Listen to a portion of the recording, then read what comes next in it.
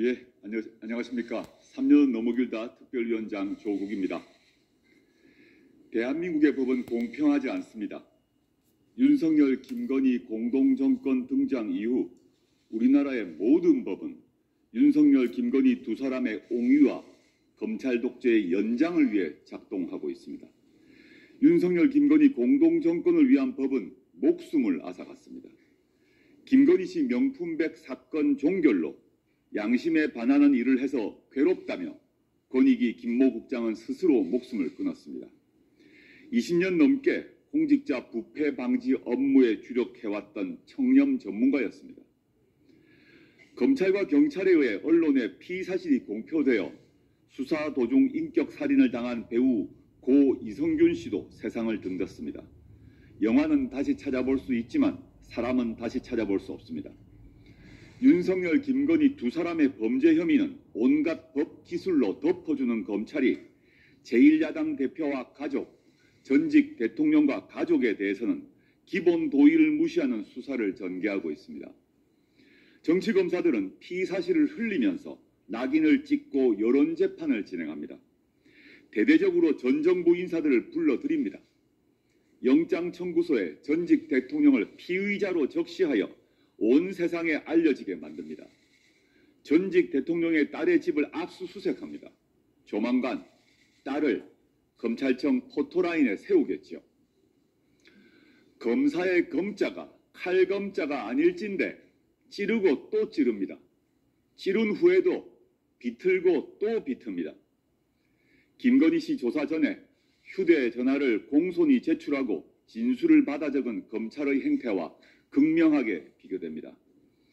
윤석열 대통령의 지시 아래 했는지 아니면 알아서 충성했는지 알 수 없지만 국면 전환용 수사입니다. 추석, 명절, 밥상에 윤석열, 김건희 대신 다른 이름을 올리기 위한 기획 수사입니다. 국민들은 노무현 대통령의 비극적 죽음을 생생히 기억하고 있습니다. 윤석열 정권의 이런 작태 절대 먹히지 않을 것입니다. 국민은 바보가 아닙니다. 영화 친구 대사를 빌려서 한마디 하고 싶습니다. 고마해라. 많이 묻다 아이가. 윤석열 대통령은 지난 2일 국회가 정상화되지 않았다면서 개원식에 오지 않았습니다. 1987년 민주화 이후 국회 개원식에 오지 않은 유일한 대통령입니다. 1987년 이전 독재 정권의 대통령 모습 아닙니까?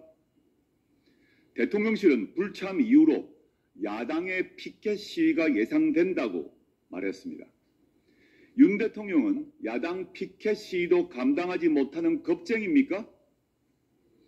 그런데 대통령 없는 국회 개원식 날 대통령은 미국 상원의원단과 부부 동반 만찬을 했습니다.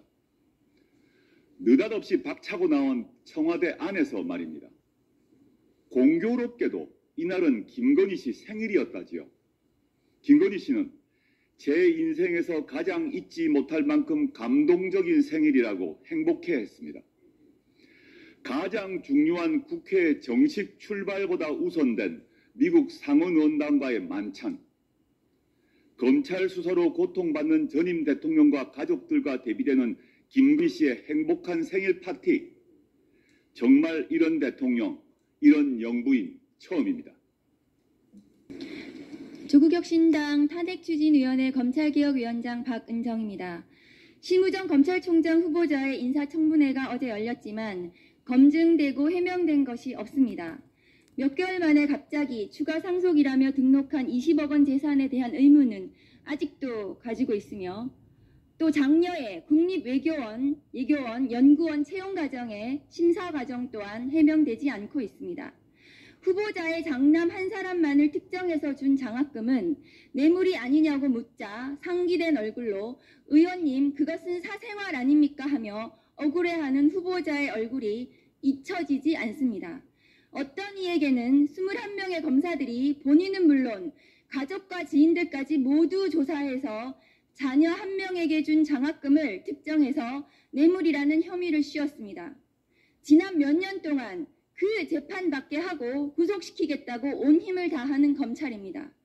검찰의 잣대로 누군가의 자녀 장학금이 뇌물이라면 심우정 후보자의 장녀 장학금도 뇌물로 묻지 않을 수 없습니다.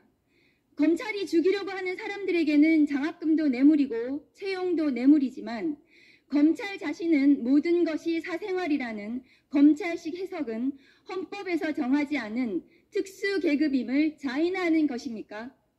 심우정 검찰총장 후보자는 신뢰받는 검찰을 만들고 딥페이크 성범죄도 해결하겠다는 의지를 보였습니다. 0.8%의 인용률로 출국 금지를 해제해 런종섭 사태를 만든 장본인이며 이진한 검사의 기자 성추행 사건을 불기소로 결정한 장본인 심우정 후보자가 과연 신뢰받고 국민이 바라는 검찰의 모습을 보여줄 수 있을지 의구심이 들 뿐입니다.